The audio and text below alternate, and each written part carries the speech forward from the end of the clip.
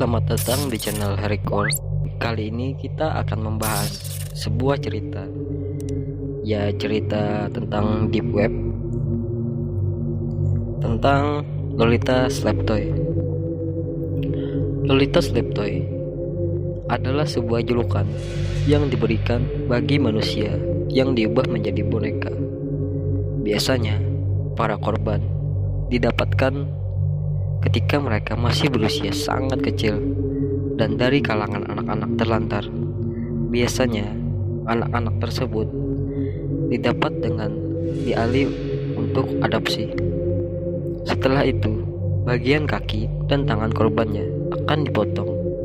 Tidak berhenti sampai di situ. Setiap gigi juga akan dirontokkan. Selanjutnya, para korban akan dibuat bisu dan tuli. Jadilah mereka boneka Lolita Sleep Toy. Kondisi para korban setelah diperlakukan seperti itu masih dalam kondisi hidup. Jadi, mereka tetap butuh minum dan makan. Tidak berhenti sampai di situ saja. Para korban dari Lolita Sleep Toy ini juga harus menjadi pemuas seks bagi para banyak pria serta mendapatkan perlakuan kasar yang di luar nalar. Bahkan pernah diberitakan kalau korbannya diberi makan kotoran manusia. Mendapatkan kondisi seperti itu, biasanya pada korbannya akan menjadi gila, lalu meninggal dunia. Dan bagi kalian yang ingin membaca cerita tentang Lolita Sleep Toy yang saya temukan di creepypasta.wiki dan sudah saya translate dan sedikit saya perbaiki agar lebih mudah dimengerti. Kita mulai ke ceritanya. Sebelumnya, cerita ini mengandung kekerasan dan konten pornografi, dan bagi yang masih di bawah umur tidak dipersarankan untuk menontonnya. Lolita Sleep Toy. Aku adalah seorang ahli bedah yang tinggal di salah satu negara pinggiran timur Eropa. Di sana, kondisi kemiskinan luar biasa dan kondisi masyarakat brutal ini sepanjang waktu. Dan jika Anda tidak punya uang dan tidak punya koneksi, Anda akan kacau. Tentu saja, saya punya keduanya. Kami juga memiliki gadis-gadis cantik di sini. Negara-negara Eropa Timur dikenal untuk ini. Untungnya, beberapa gadis ini tidak memiliki orang tua atau saudara dan tinggal di panti asuhan. Sebenarnya, saya tidak akan menyebutnya hidup. Tidak dapat dipahami apa yang terjadi di sana. Beberapa gadis yang sangat muda, beruntung, dan dia diadopsi. Tetapi mereka terlalu besar pada usia 8 atau 9 tahun. Beberapa yang tercantik juga dijual ke rumah pelacuran, dan Anda juga bisa menanggapnya beruntung. Setidaknya mereka tidak perlahan-lahan tenggelam dan dalam semakin banyak kotoran dan kesengsaraan. Dan saya membeli beberapa gadis. Saya biasanya memilih gadis-gadis yang menarik, sekitar 9 atau 10 tahun sebelum mereka mulai pubertas. Panti asuhan lalu bersedia bekerja sama. Mereka senang bahwa mereka akan memiliki satu mulut lebih sedikit untuk makan dan dapat bebas. Mereka juga dengan senang hati menerima sumbangan saya untuk mendukung para gadis ini. Mereka tidak pernah bertanya, dan saya juga tidak pernah berbicara. Mereka tahu saya seorang ahli bedah. Mereka mungkin berpikir saya sedang melakukan percobaan pada gadis-gadis atau memotong dan menjual organ mereka. Tetapi tidak. Saya menemukan kesepakatan yang jauh lebih menguntungkan. Saya membuat mainan seks dari gadis-gadis ini. Anda dapat memesan Lolita Sleep Toy jika Anda mau. Mereka tidak murah. Saya mengambil antara $30 dan $40.000 untuk satu boneka. Tidak ada biaya pengiriman, tetapi Anda akan mendapatkan Lolita Slave Toy Anda sendiri yang akan memberikan Anda kepuasan selama bertahun-tahun. Dia seperti boneka, tapi boneka hidup. Biarkan saya memberitahu Anda cara membuat anak yatim itu menjadi boneka hidup. Begitu saya menemukan seorang gadis yang cocok, saya akan meminta panti asuhan untuk mengirimnya ke tempat tinggal saya. Dia akan telanjang, diikat, dan ditutup matanya. Setelah pemeriksaan sepintas dan memeriksa kesehatan dengan cepat, saya akan membawanya ke klinik yang ada di dekat kediaman saya. Pada awalnya akan memicunya dengan seksama. Gadis-gadis ini sangat kotor dan bau sekali. Mereka bertahun-tahun belum pernah melihat bak mandi dan sangat diabaikan. Ketika dia akhirnya bersih, saya menempatkannya di ranjang rumah dan memberinya suntikan tidur. Saya akan membuatkan dia identitas baru dan memberinya nama baru. Saya tidak tahu nama-nama asli gadis itu. Yang saya butuhkan hanyalah usia mereka.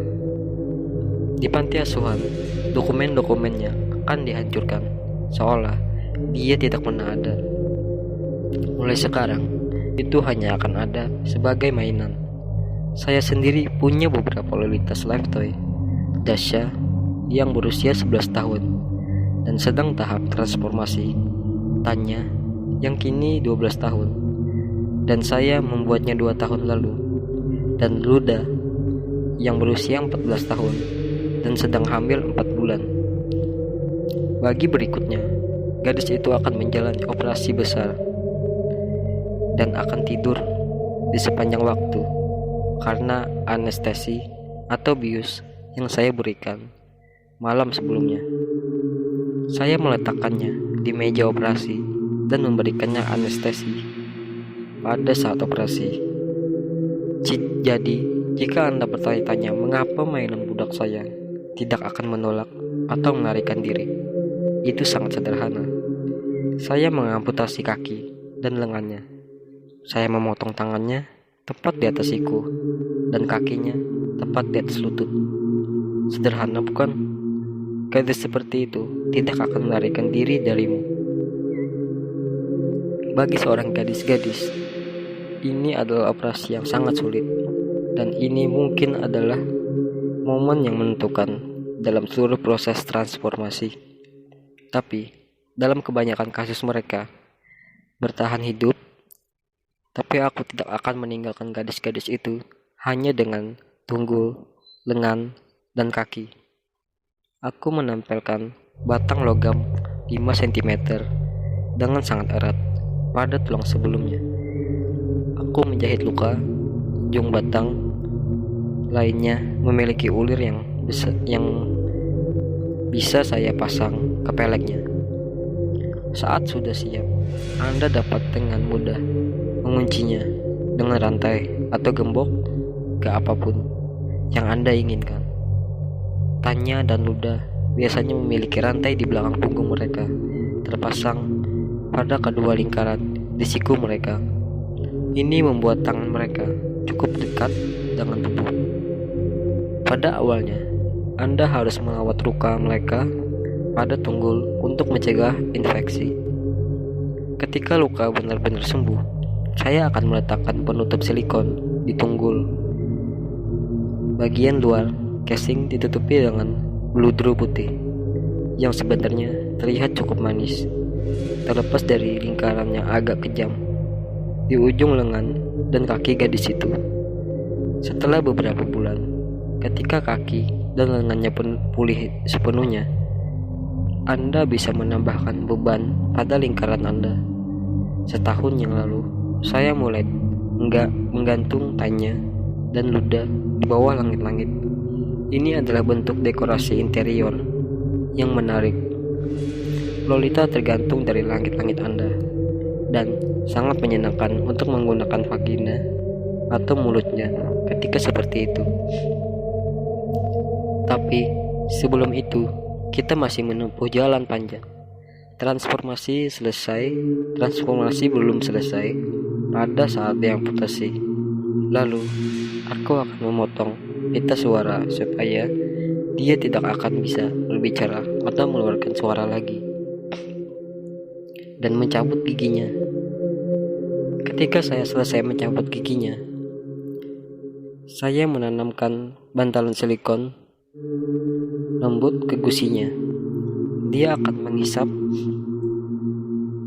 mengisap apa, sepanjang waktu. Ketika dia tidak akan menggigit punya Anda, perasaan yang cukup menyenangkan bagi dia mencoba untuk menggigit punya Anda. Lapisan silikon yang lembut memberikan kesan pijatan. Proses silikon yang sangat diperlukan, karena tanpa itu dia akan terlihat seperti nenek ompong. Implan yang akan membuatnya tetap cantik. Untuk menjaga mulutnya, dia tetap dalam kondisi yang baik. Berikan lelucon pada sebagian besar waktunya. Kedengarannya agak kuno. Saya akhirnya memotong pita suaranya, jadi dia tetap tidak bisa berbicara. Tapi itu hanya pertimbangan estetika. Gadis yang bisu itu tampak hebat, dan selain makan, minum, dan bercinta, dia tidak lagi yang dibutuhkan mulutnya. Ketika operasi selesai, saya akan memberikan gadis itu 1 atau 2 minggu masa pemulihan dan menyembuhkan lukanya. Ketika pelatihannya dimulai, dia bukan lagi gadis biasa. Dia telah menjadi mainan. Ada banyak hal yang harus dia pelajari, karena dia tidak punya gigi. Dia tidak bisa mengunyah makanan lagi. Dia harus diberi makanan seperti anak kecil. Saya memberinya makanan sehari menggunakan botol dot dan susu bayi, karena mengandung mineral dan vitamin. Saya tidak memberinya makanan berat lagi, karena saya tidak ingin bertambah berat. Karena jika dia bertambah berat, dia akan kesulitan bergerak.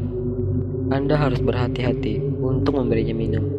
Dia harus minum melalui botol bayi. Minuman yang biasanya diberikan adalah teh atau limun 3 atau 4 kali dalam sehari. Jadi dia mendapat sekitar 2 liter cairan sehari. Itu cukup untuk membuatnya tetap sehat. Awalnya aku memberikan botol bayi ke mulutnya, dan setelah beberapa saat meletakkannya di sebelah gadis itu, sehingga dia harus belajar dengan membawanya sendiri ke mulut. Ini mengambil botol ke mulutnya, memindahkan dan meminumnya.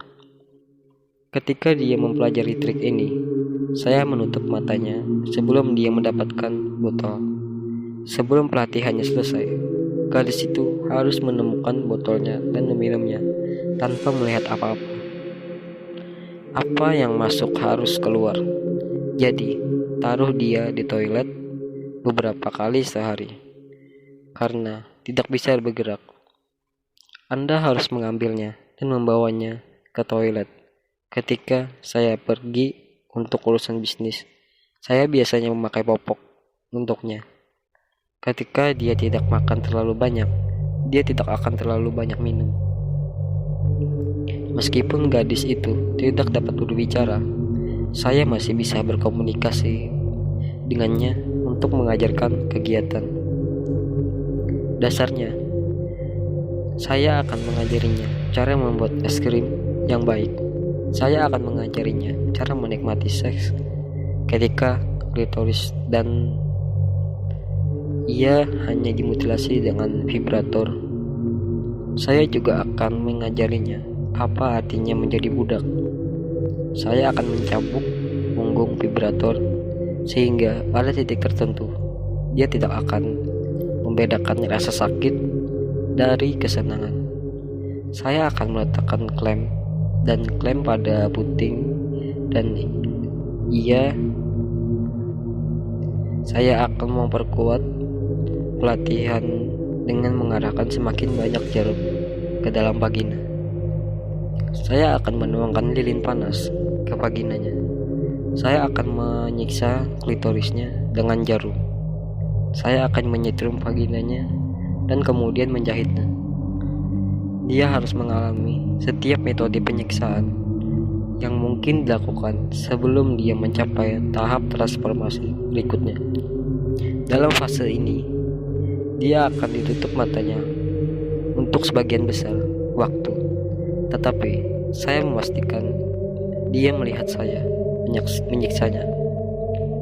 Sebagian besar waktu saya menyalakan kamera dan gadis itu harus menonton siksaannya sendiri. Ditambah beberapa film hardcore lainnya selama setidaknya 1 jam. Pada titik tertentu, gadis itu tidak hanya secara fisik seorang budak, tetapi juga secara mental. Pikirannya tidak lagi menolak. Dia menjadi benar-benar tunduk. Lalu saya akan membuat modifikasi terakhir untuk membuatnya menjadi slave toy. Dia tidak bisa bergerak dan kehilangan komunikasi karena dia tidak dapat berbicara. Sampai sekarang dia masih bisa melihat dan mendengar. Dia belum sepenuhnya sadar. Mainan budak yang asli tidak bisa bergerak, berbicara, melihat, atau mendengar. Itu hanya bisa dirasakan sebelum menghilangkan indranya yang terakhir. Saya memberinya anestesi ringan, kemudian saya memakai headphone dan membiarkannya mendengarkan suara yang sangat keras selama beberapa jam. Itu cukup untuk merusak pendengarannya untuk selamanya. Dia tidak akan bisa mendengar apa-apa lagi. Sebagai detail terakhir, saya akan menyinari matanya dengan laser. Matanya tidak akan menjadi buta sepenuhnya. Tanya dan ludah saya masih bereaksi terhadap cahaya, dan saya kira mereka masih tidak bisa melihat bayangan kabur, tapi tidak bisa mengenali apapun dan praktis tuli.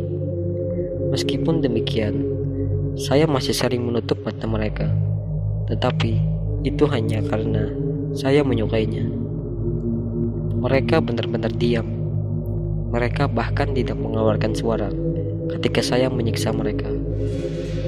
Hanya dari reaksi tubuh, pernapasan yang dipercepat, atau ekspresi wajah yang dapat disimpulkan bahwa mereka menderita.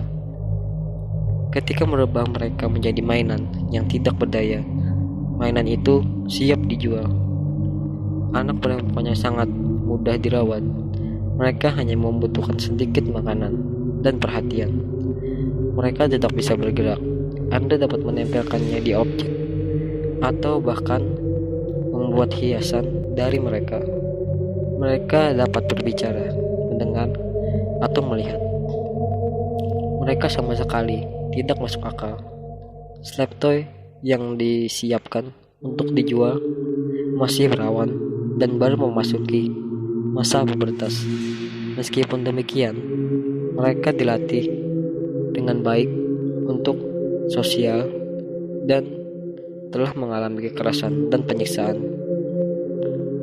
Mereka mungkin menjadi hamil, jadi kontrasepsi dianjurkan. Anda tidak ingin menjadi budak Anda jadi hamil? Hubungi saya jika Anda ingin memesan satu. Red. Oke. Itu tadi kisah dari Lolita Slave Toy. Agak ngeri, dark banget. Dan maaf sebelumnya pembicaraan saya ada yang salah-salah. Jadi sampai di sini dulu ceritanya. Jangan lupa klik tombol like, komen, dan subscribe-nya juga agar channel ini makin berkembang ke depannya. Oke.